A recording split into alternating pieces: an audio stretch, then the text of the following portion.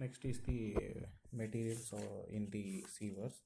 So what are the materials which is been used in the sewers? So we will see first on that. So usually the sewers which is been used to drain the water from the sewage. So that sewage, whatever the sewage water which is been drained out, that may be a which is been drained out either from the household or from the which is been drained out of the any river or the rainwater to the river or the any drainage system or any to treatment plant. So this is what usually the materials. So whatever the materials where which removes the water should be very sufficient to enough to carry the water, and it should be the very sufficient to hold the rusting and the damage. So usually this materials of the sewers which is made up of the following materials. So those are the asbestos cements, and another is the plain or reinforcement cement. So that is the second material.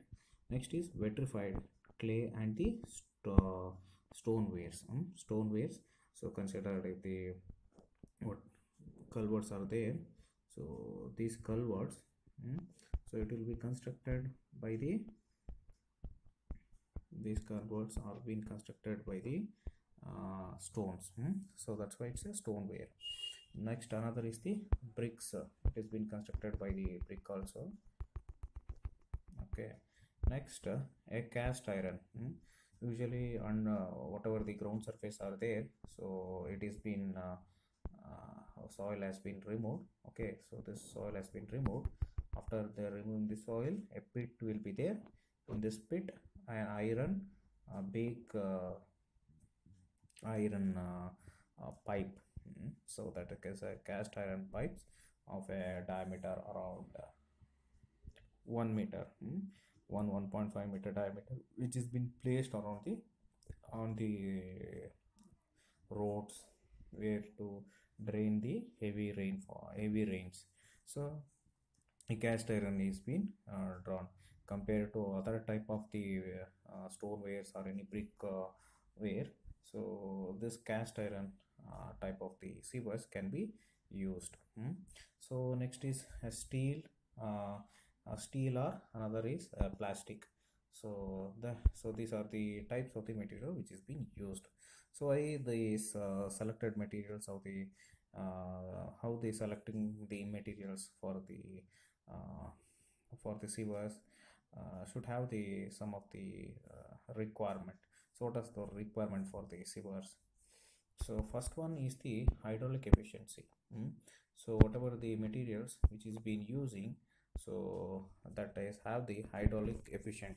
So whatever the material which is being selected, such should have the Manning's coefficient, that is N, is should be low as possible, as that efficient there should be a sufficient hydraulic surface. So that's why hydraulic efficiency where Manning's coefficient should be very small. Next is resistance. Okay, so resistance and abrasion. Second one is the resistance and the abrasion. So why this resistance? So when there is a flowing of the sewage may contains a lot of solids such as the grits and sand particle. At a high velocity, this sewage erosion will be there for the sewer materials that can be taken place. So that's why in order to it has to be resist all these things. And there is an abrasion due to the solids which is there on the water. So this there will be regular abrasion to the surface of the sewers. It should be strong enough to resist the abrasion.